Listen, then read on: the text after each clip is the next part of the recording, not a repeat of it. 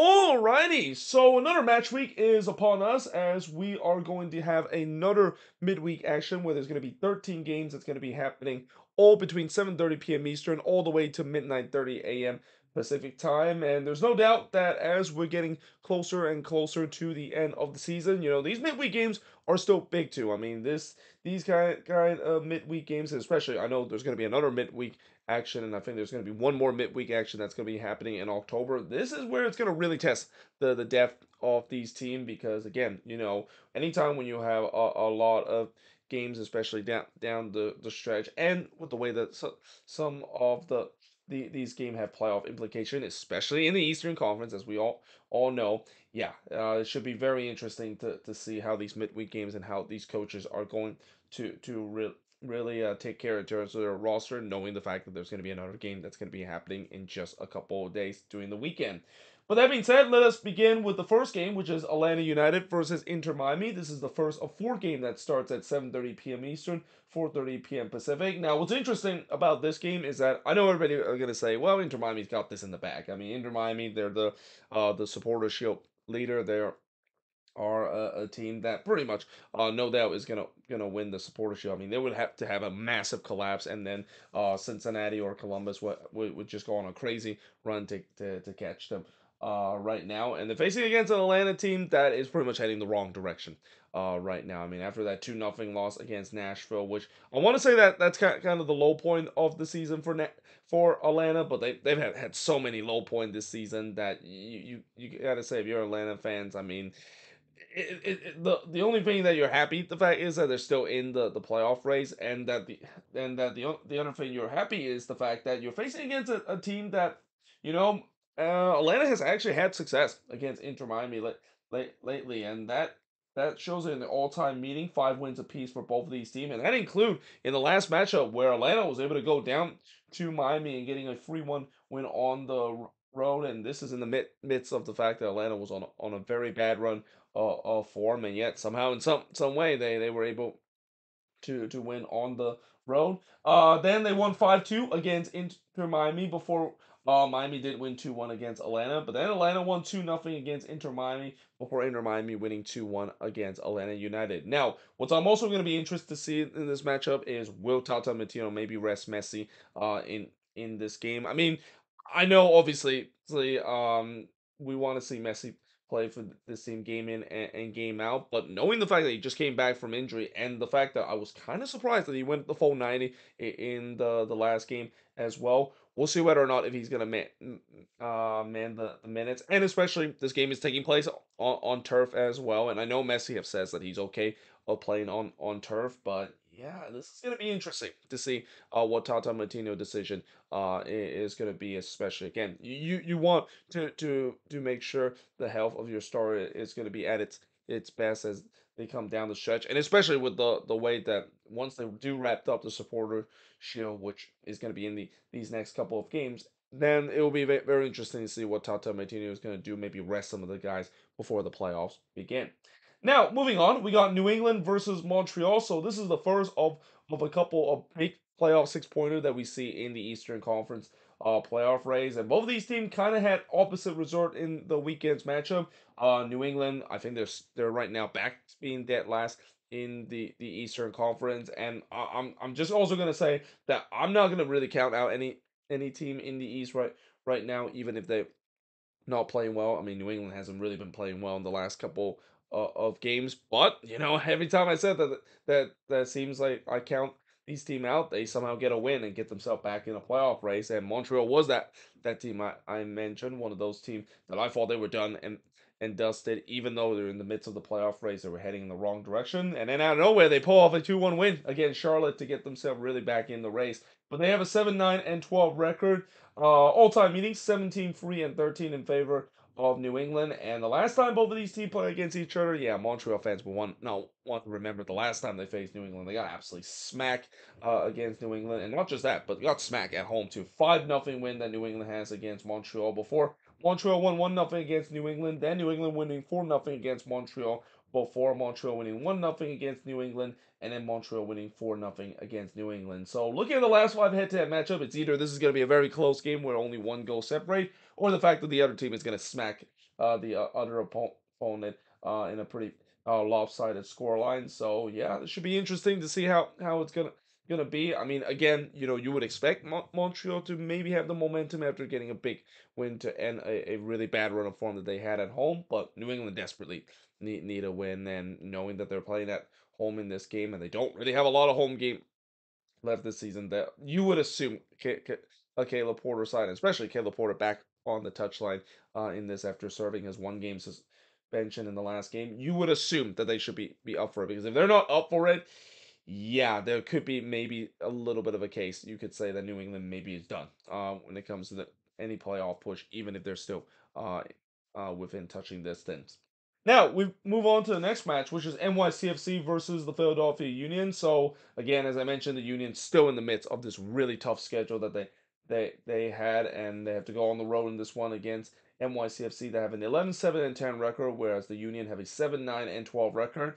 So that being said, all-time meeting, it's 11-2-10 in favor of NYCFC, and that the Union have shown that they've been able to get the better of NYCFC lately. Well, that is if you don't look at the last matchup when they lost 2-1 at home against NYCFC before the Union did win 2-1 against NYCFC. Then they won on the road 3-1 against NYCFC before winning 3-1 against NYCFC, and then winning 2-1 against NYCFC. And like what I said about New England, while the Union have not been getting the result. I mean, I really think that the last game that they play against Inter Miami, even though they lost that one, I thought they played very well. And I think if they keep playing like this against any other team, this is a team that could definitely make it to the playoffs. And there's no doubt they can play like this against NYCFC. I know NYCFC is very good this season at home, but again, this Union side, if you don't look at the last matchup, they have NYCFC numbers, so do not be surprised if the Union could pull off a big win in this one, and they get themselves right into the thick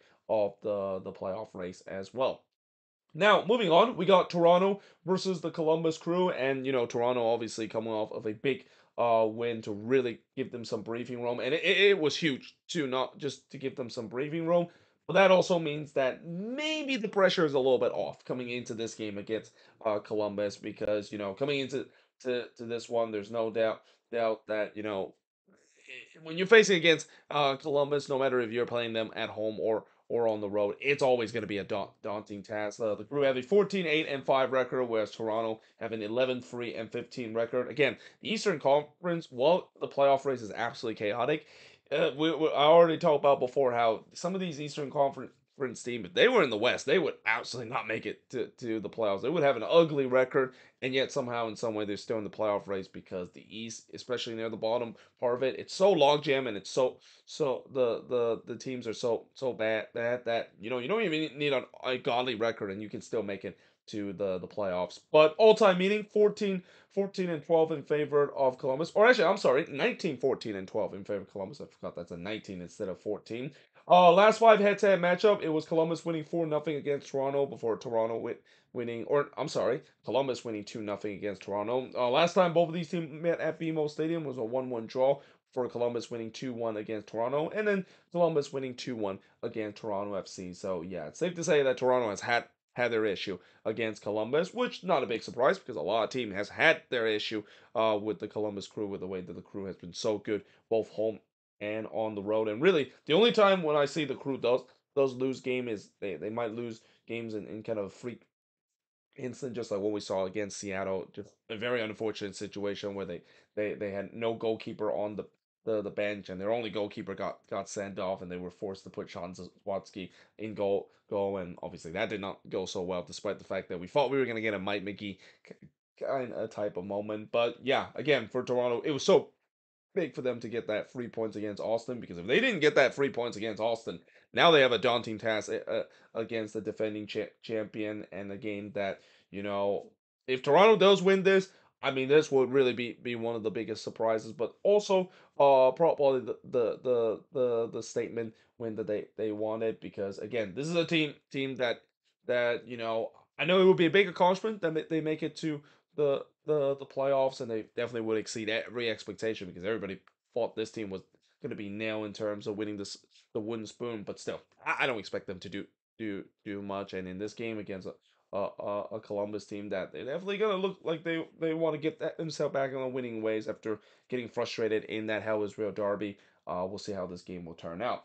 Now, moving on, we got Orlando versus Charlotte FC, and this is a matchup between two teams that are in near where they are in the standings, but also just kind of completely different form. Because while Orlando has started becoming one of the hottest team in the Eastern Conference, just like what we saw last year, where they really started to kick things in gear in the second half of the season, Charlotte is not. It feels like Charlotte, the writing is starting to be on the wall a little bit on this team. The fact that we knew this team is going to be lack the talent, but Dean Smith has pulled off miracles after miracles this season when it comes to get the best of the team. But it seems like it's starting to catch up to them, especially their defensive performance, which has just not been as good as what we saw in the beginning of the season. And it doesn't help that they face against an Orlando side. Like I said, they started to find themselves some form, just like what we saw in the last season in the second half of the year when they really got themselves going to get themselves all the way up to second in the Eastern Conference.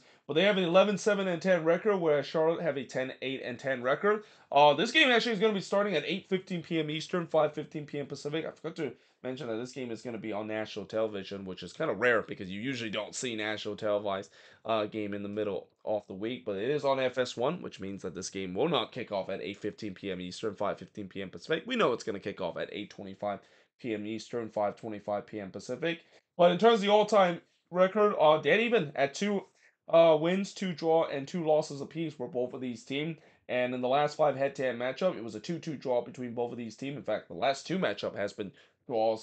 Charlotte drew 1-1 against Orlando City before Charlotte did win 2-1 against Orlando before Orlando returned the favor by winning 2-1 on the road against Charlotte, and then Orlando winning 2-1 against Charlotte FC. So yeah, again, in a matchup when you have two teams that is kind of heading in the wrong direction, usually you would think that the team that has the good form, especially the home team that is Orlando City, should be able to win this. But again, one thing that we talked about many times before, sometimes form doesn't really matter, and in MLS, especially in midweek games when teams are going to have to rotate, things could be a little bit different, and the result could be a little bit more whacker. I would not be surprised. There's going to be some crazy game this midweek, and we'll see how this game will turn out. Now, moving on, we got the Houston Dynamo versus the Vancouver Whitecaps. So the Dynamo with a 12-8-8 record coming off a big win against RSL at home. They face against the Whitecaps here at home again. And the Whitecaps 13-6-8 record. The Whitecaps, of course, get the benefit of playing against the Quakes, which is usually free point, knowing how the Quakes have been playing this season. But all-time meeting 10-5-9 in favor of Vancouver.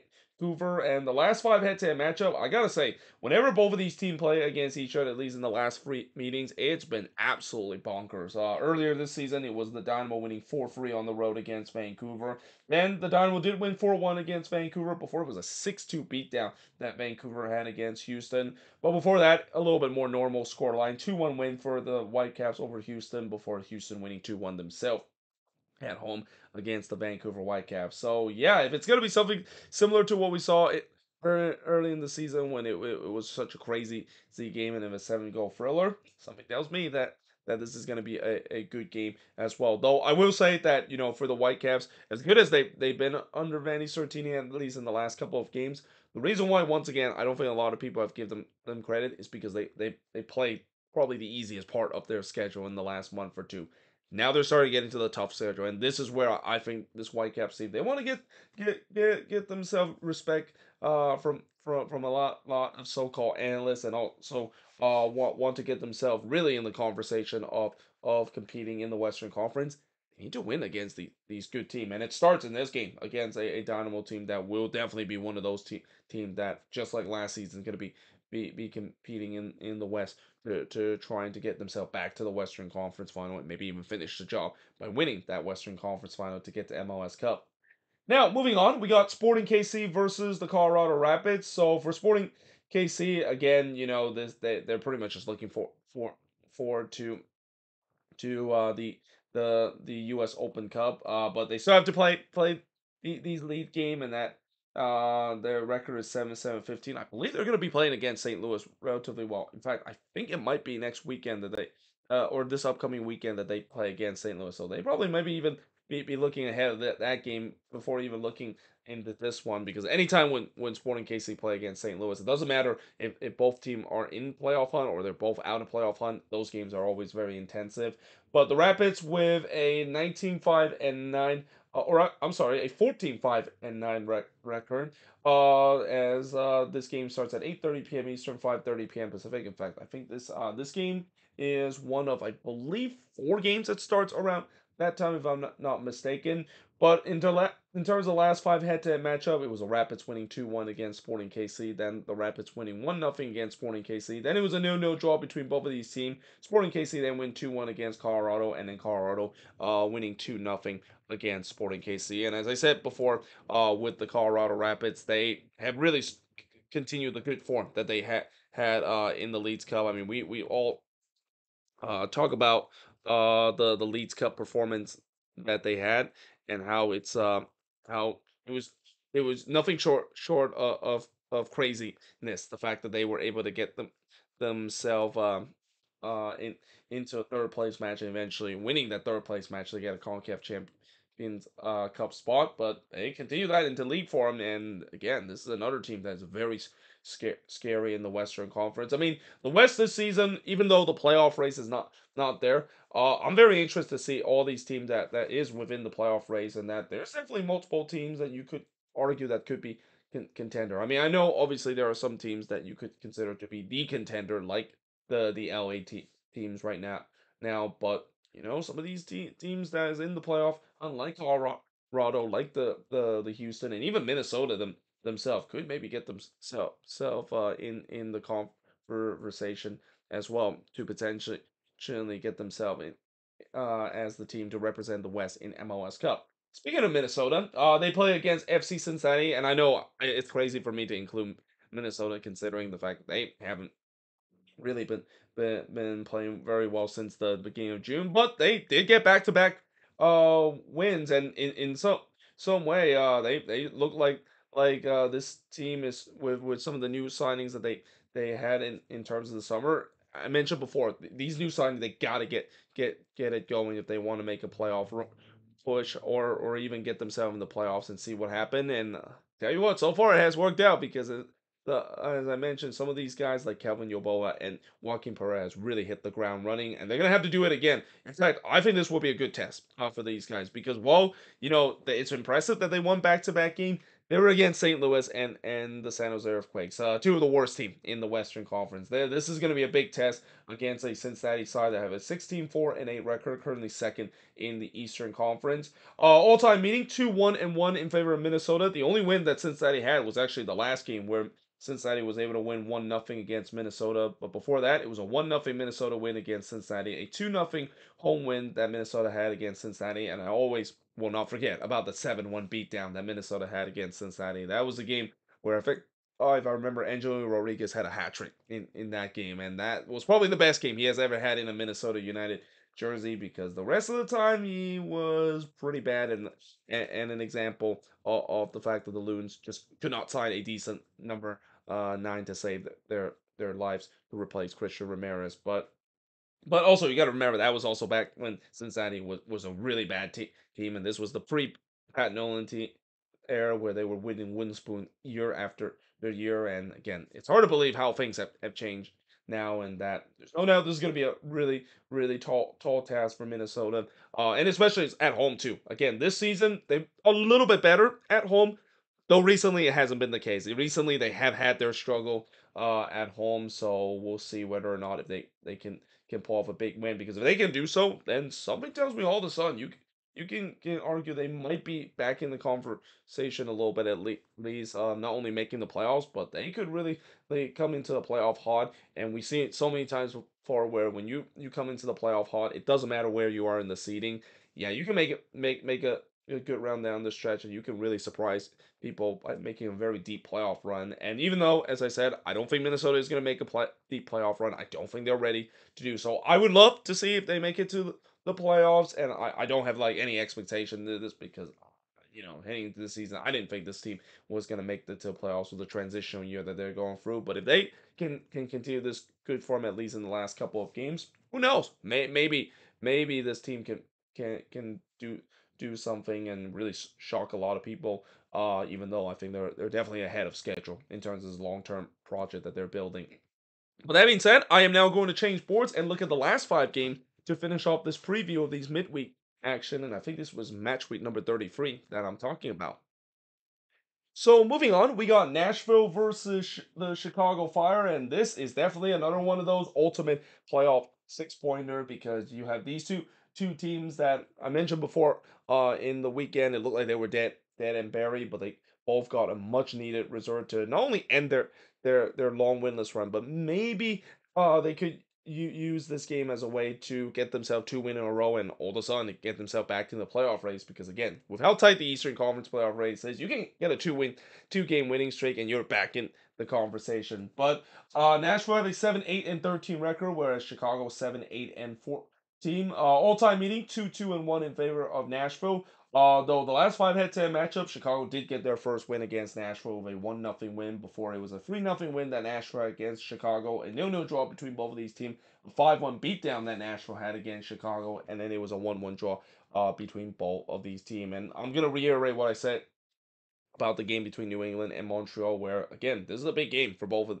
these teams that are currently below the line, but two teams that are definitely going to be right in the mix of that bunch up Eastern Conference playoff race, and especially with the way that I think what's even more intriguing compared to the New England and Montreal game, these are two teams that, like I said, they got a massive win in the last game to really get themselves believe that maybe this long losing patch that we've been going through looked like that's kind of in the rear view mirror. Now we can get a winning streak going and really get themselves in a good position to make it to the playoffs. So yeah, we'll see who, of course, will get the big win as well in this game. But now moving on in the next one, we got RSL versus FC Dallas. So RSL with a 13-8-7 record, whereas Dallas it has a 9-7-12 record. And speaking of playoffs, I mean, as I said, while the Eastern Conference playoff race is crazy. The West, it's a little anticlimactic because there's like a 5 point gap between both of the Texas team over Minnesota, and while Minnesota does have a tough game at home, which is a good news for these two Texas teams trying to chase down Minnesota for that final playoff spot. The bad news is they themselves also have a tough game as well. And again, Dallas, they have to go on the road, which usually whenever Dallas play on the road, it's not going to go so well because this is a team that really struggled this season on the road. Only 1 win this season on the road, and is always a team that have had their struggle playing on the road. And the good news I will say is that they are playing against an RSL side that, yeah, Real Salt Lake has really started to go a bit of bit of ice cold lately, and that yeah, that 4-1 beatdown that they suffer in the hands of the Houston Dynamo, that is really concerning if you're a RSL fan. Even if I know Houston has had RSL number, but they have really sputtered to a point where they don't look like a team that could be in contention for the Western Conference title, even though a lot of people thought that was the case in the beginning of the season. But in terms of the all-time meeting, 24, 13, and 14 in favor of Dallas. So Dallas actually has a good record against RSL. And in the last 5 head-to-head matchup, it kind of shows that because they got a free draw against RSL before they actually did win on the road 3-1 against RSL before Dallas winning 2-1 against RSL. Then it was a 1-1 draw between both of the team.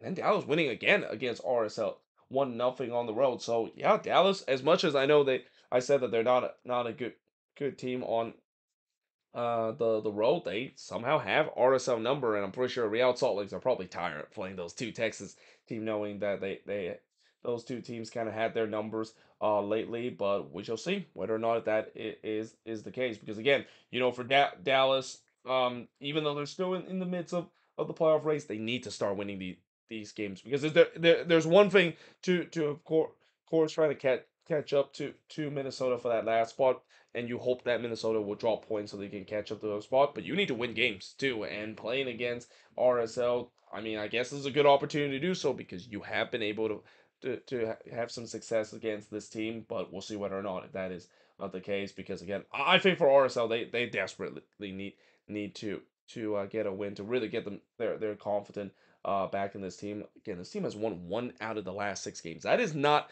MLS Cup kind of title run if they are able to do so. And I think a lot of that is because once they decided to sell Andre Gomez, which I think they really miss his present ever since they sold him.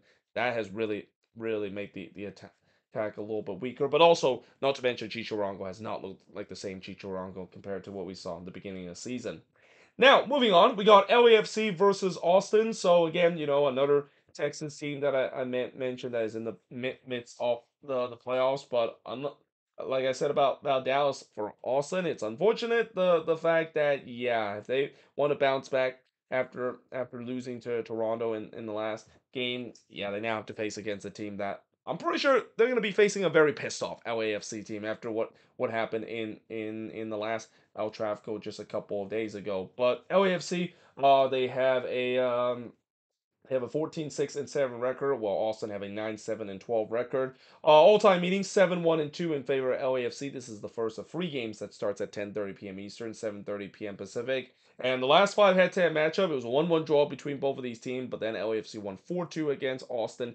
Then LAFC winning 3-0 against Austin before doing the same thing again.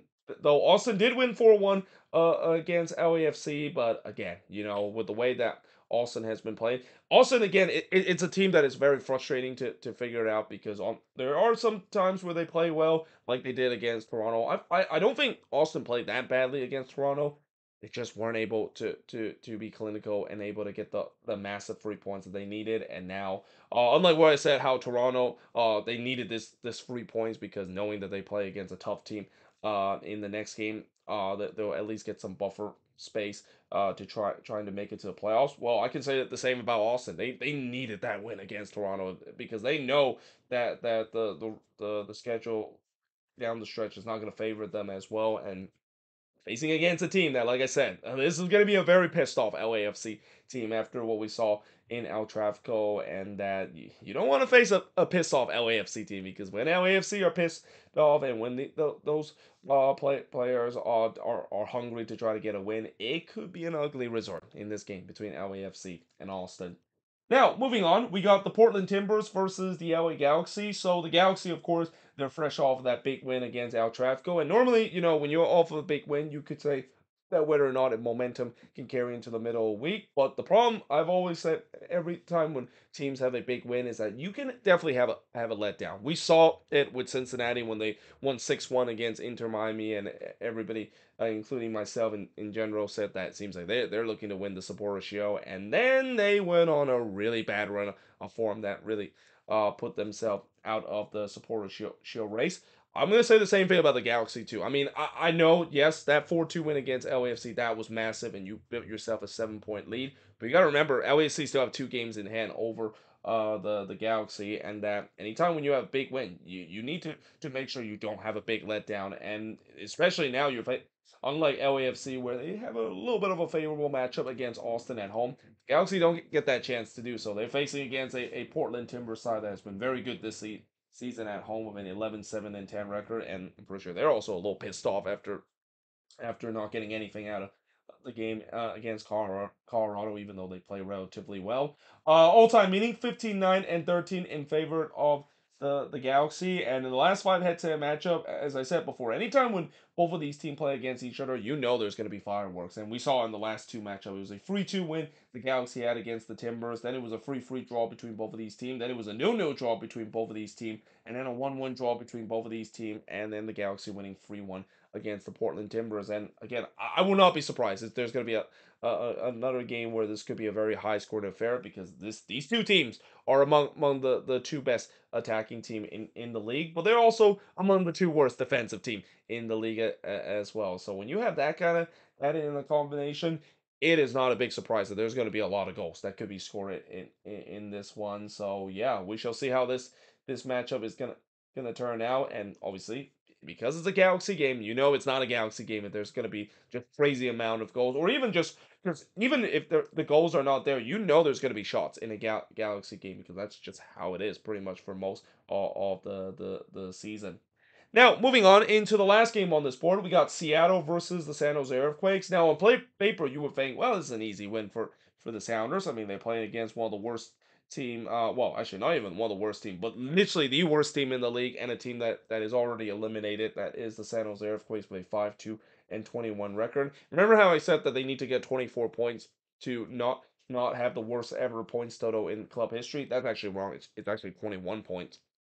That is the number that the Quakes needs to reach to avoid having the worst points total in club history that was set back in 2018. And again, on paper, this looks like an easy game, but then you realize that Seattle has not had a good history against the Quakes, and that they had a tough time against the Quakes lately. And that's crazy to say, because I remember it was not long ago when the Quakes simply just cannot beat Seattle. Like, Seattle just owned the Quakes. They had like one of the longest stretch of run of form where a team is able to beat the other team consecutively. But the table has really turned now. It seems like the Quakes have played Seattle very hard, and it has given a lot the Sounders a lot of headache lately. But in terms of the record, 13-7-9, whereas for the Quakes, 5-2-21. Yeah, that's a very ugly record. All-time meetings, 16 wins apiece for both of these teams. And like I said, in the last 5 head-to-head matchup, it basically shows the fact that the Sounders, it is hard to believe, but they have not beaten the Quakes in the last five matchup.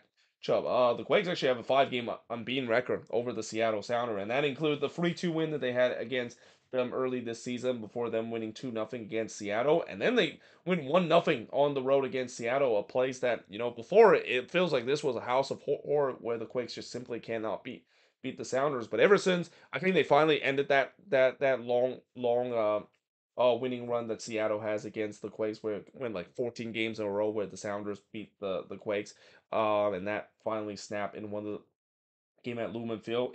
The script has basically completely turned. It's been the Quakes that has got the better over the Sounders. And then it was a 2-2 draw between both of these teams before the Quakes win in a high-scoring 4-3 battle against the Seattle Sounders. And yeah, like I said, there's just something about the Quakes that they match up against Seattle very well. And while I know this is not the same Seattle team that the Quakes face in the beginning of the season, this is a much better Sounders team compared to what the Quakes are doing this season. The Quakes, one of the thing is that, now that they're eliminated, and even though I know in the last game they definitely didn't look like a team that is thinking about putting any sorts of resistance against playoff kind of team. But they can definitely be used as a spoiler, and there's no doubt that I think this also gives the opportunity for Ian Russell to try things out and maybe play some of the youth players against the Sounders team that, again, they need to trying to get a win against a team that you would assume that it should be an easy win for them, but they just, for whatever reason, having a tough time against the Quakes. And we've seen before, when you have a team that have your number, yeah, usually it's gonna be very tough to try to break that out, and we'll see whether or not the Sounders can do so. You would assume that they should be do so, knowing that the Sounders are way better in terms of the quality compared to the Quakes, but I don't know. I would not be surprised if the Quakes can get something out of this. Even a draw in this one will, I wouldn't be surprised if that is the case, because the other thing I will say about when the Quakes does do well against their opposition, I mentioned before how they do well against RSL, and they pull off that 2-0 win against RSL just a couple of weeks ago. Do not be surprised; it might be the same thing with Seattle as well, where they recently have had their number lately. But there you have it. That is pretty much it in terms of my preview of all of these games. As always, let me know in the comments below, what do you think of the preview of these midweek games. I'm going to definitely be having a tough time when it comes to reviewing these games, because, again, I'm thinking about doing a mega review on Thursday, but then I realize I'm planning to ground hop a college soccer game, so maybe I'm probably not going to be doing a mega review. I'll probably just do part 1 and then do part 2 on Friday, and then just have to do the preview of the weekend game very, very, very late. But either way, hope you guys enjoyed this video. If you do, make sure you guys leave a like, smash the subscribe button, and yeah, I of course will see you guys next time.